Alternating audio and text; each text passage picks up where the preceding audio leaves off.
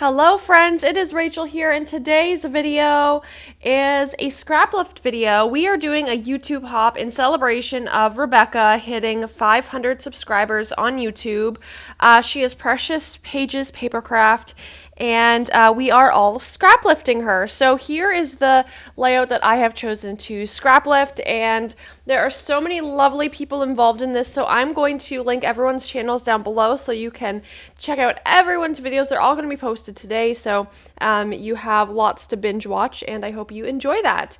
So as you can see, the layout I chose was a 12 by 12 layout, and you guys know I don't do a lot of 12 by 12 layouts, and I didn't have to make this 12 by 12 if I didn't want to. I can recreate her layout in any way I want, but I just really loved the way her layout was, and I really wanted to recreate it in 12 by 12 form. So that's what I did, and I am taking this paper from the Maggie Holmes Marigold collection, and I just gutted out the paper so that I could use some of the leftover paper for the layers that you'll see in a moment here.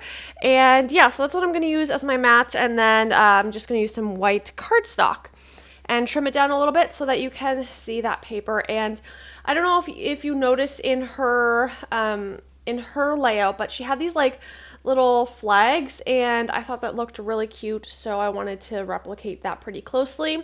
And this is the photo that I'm using right now, but I actually do change it out for two different photos.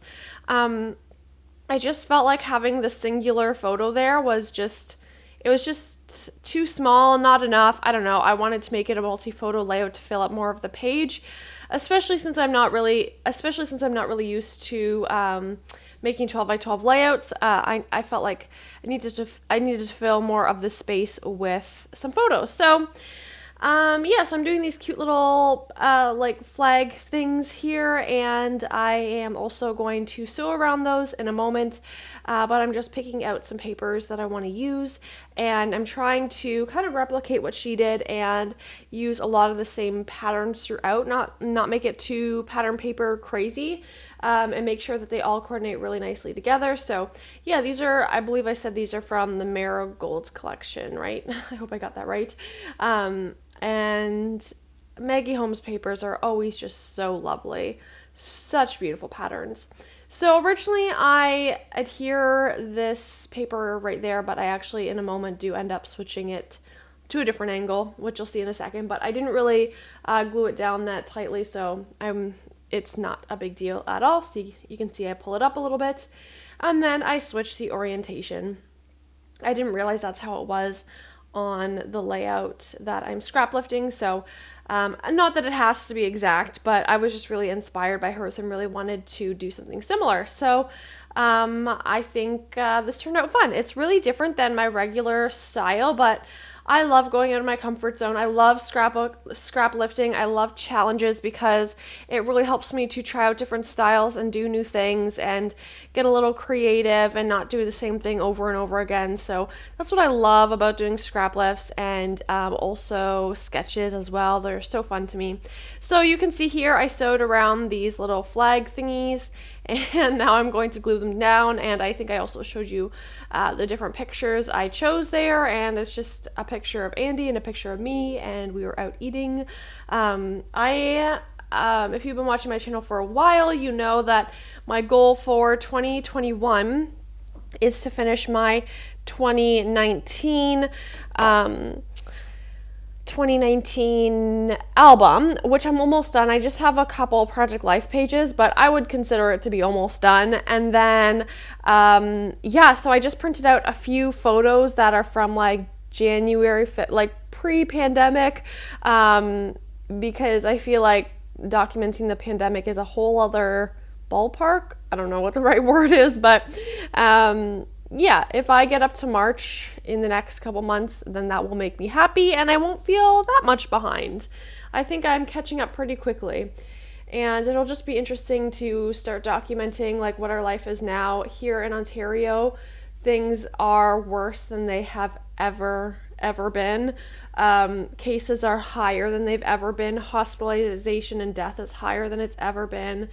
And the deaths are younger and younger. I'm sorry to take this on a really dark turn, but a lot of people in Ontario, Canada are really, really sad right now just because our lockdown measures are really strict. We're not even allowed to go outside with a mask on to see a family member. We must stay inside at all times unless we're going to get physical exercise, but we aren't allowed to like go on a walk with like our parent or friend or something.